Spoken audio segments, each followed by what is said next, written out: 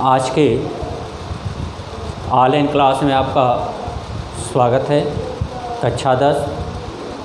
आज हम कुछ पिछले न्यूमेरिकल्स पर फोकस करेंगे। कुछ प्रश्न पूछा गया है कि हमको नहीं आ रहा है, तो हम उसको आपको बताएंगे। जैसे आपका सवाल है कि एक विलयन दिया गया है, उसमें हाइड्रोजन आयन का जो सांद्रण है आपका 1.0 n है। विलयन का पीएच मान तथा उसकी प्रकृति बताइए। तो यहाँ पे देखिए, जो हाइड्रोजन आयन का सांद्रण आपका दिया है 1.0 दिया हुआ है, तो इसको हम लिख सकते हैं हाइड्रोजन आयन का सांद्रण दिया कितना है आपका 1.0। इसको हम लिख सकते हैं 1 × 10⁻0 लिख सकते हैं।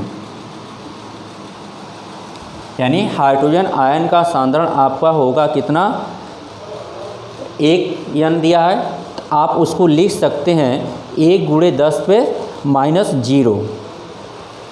तो जब हाइड्रोजन आयन का सांद्रण H+ का जब सांद्रण आपका 10⁻0 है, तो एक आपको फार्मूला बताया गया था कि H+ बराबर होता है 10 - pH। तो यहाँ पे देखिएगा H+ का मान यहाँ रखेंगे तो 10⁻0 हो जाएगा बराबर 10 - pH। यहाँ से 10 से 10 कट जाएगा तो pH बराबर माइनस से माइनस भी कट जाएगा आपका, तो pH बराबर कितना हो जाएगा आपका 0।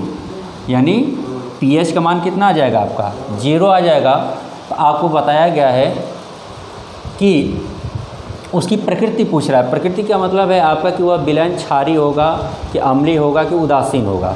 तो आपको बताया गया है कि जब विलयन का pH मान 7 से कम होगा तो आपका अम्लीय होता है, 7 होगा तो उदासीन होगा, और 7 से अधिक होगा तो वो क्षारीय होगा। तो 0 है आपका, तो 7 से कम है, तो विलयन आपका कैसा होगा, विलयन अम्लीय होगा। अम्लीय होगा क्यों होगा, क्योंकि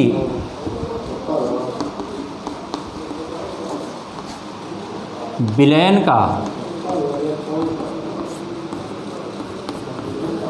pH मान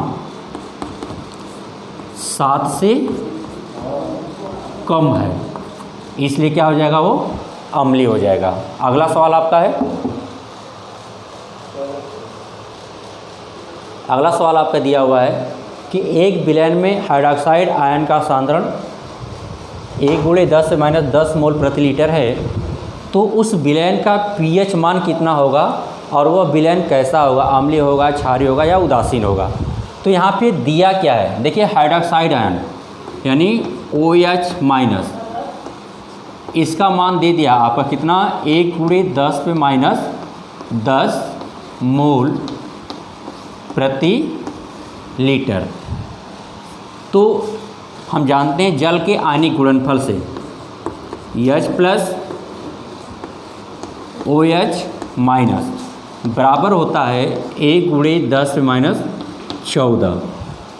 यहाँ पे इसका मान दिया हुआ है, तो हमको इसका मान निकालना है। H+ बराबर हो जाएगा, जब ये बराबर उधर जाएगा तो ये बटे में हो जाएगा 1 × 10⁻14, और OH- का मान यहाँ पे दिया हुआ है आपका 1 × 10⁻10 दिया हुआ है। तो H+ बराबर हो जाएगा आपका, जब भाग देंगे तो घात घट जाती है आपका, तो 10⁻4 मोल प्रति लीटर। यहाँ तो हाइड्रोजन आयन का सांद्रण आपका निकल गया। आपसे pH पूछ रहा है, तो आप जानते हैं कि H+ बराबर होता है 10 pH। हाइड्रोजन आयन का सांद्रण कितना आप निकाले हैं 10⁻4 बराबर हो जाएगा 10 pH। 10 से 10 कट जाएगा, माइनस से माइनस आपका कट जाएगा, तो pH बराबर हो जाएगा आपका 4। तो pH का मान तो आपका 4 आ गया, 1 इंच और आपका हो गया ये। लेकिन आपसे प्रकृति पूछ रहा है, तो आप जानते हैं कि जब इसका मान pH मान 7 से कम होगा तो विलयन आपका अम्लीय होगा, अतः विलयन अम्लीय होगा। अगला सवाल है आपका कि एक विलयन का pH मान 4 है, विलयन की हाइड्रोजन आयन सांद्रता मोल प्रति लीटर में है। यानी आपसे पूछ क्या रहा है, H+ की सांद्रता आपसे पूछ रहा है और दिया क्या है आपका pH मान दिया है, कितना दिया है 4 दिया है। तो आपको एक फार्मूला बताया गया है, H+ बराबर होता है 10 - pH, बस इसी पर आपको रख देना है। तो H+ बराबर हो जाएगा, pH का मान यहाँ पे आपका कितना है 4 है, तो -4, यानी हाइड्रोजन आयन सांद्रण कितना हो जाएगा आपका 10 - 4 मोल प्रति लीटर, क्योंकि हाइड्रोजन आयन सांद्रण को हम लिखते हैं मोल प्रति लीटर में, इसलिए यहाँ पे लिखा जाता है। तो ये आपका आंसर हो जाएगा। आपके बुक में जो आंसर दिया होगा कुछ गलती दिया है, इसको आप करेक्ट कर लेंगे। अगला क्वेश्चन है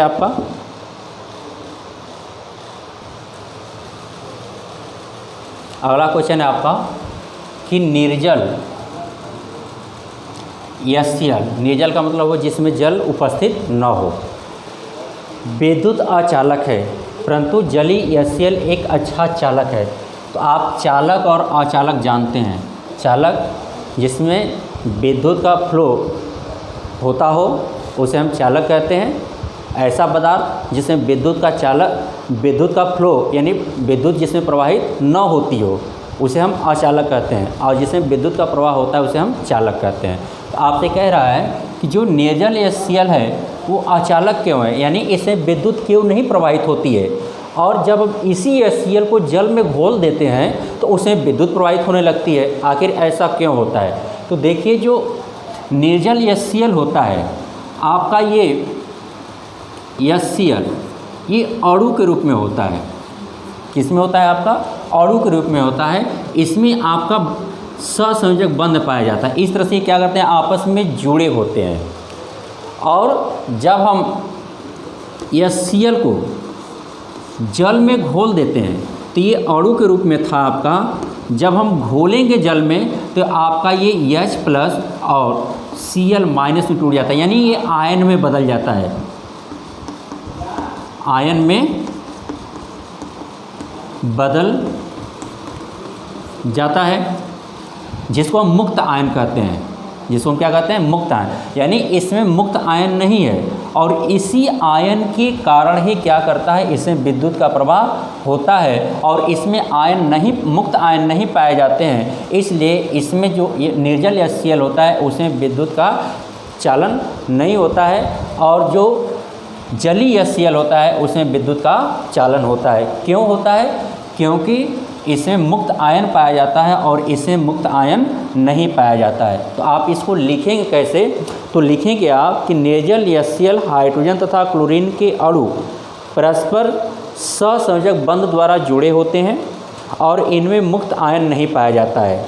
परंतु जब हम HCl को जल में घोलते हैं तो HCl के अणु जो होते हैं वो आयनीकृत हो जाते हैं। यानी जो अणु होता है किस में बदल जाता है? आपका आयन में बदल जाता है। और ये फार्मूला आप लिखेंगे। इसके बाद नीचे लिखेंगे कि जलीय विलयन में मुक्त आयन की उपस्थिति के कारण HCl का जलीय विलयन विद्युत का अच्छा चालक होता है। यानी मुक्त आयन के कारण जो HCl का जलीय विलयन होता है वो विद्युत का चालन करता है, यानी उसमें विद्युत आसानी से क्या होती है, आपकी प्रवाहित होती है।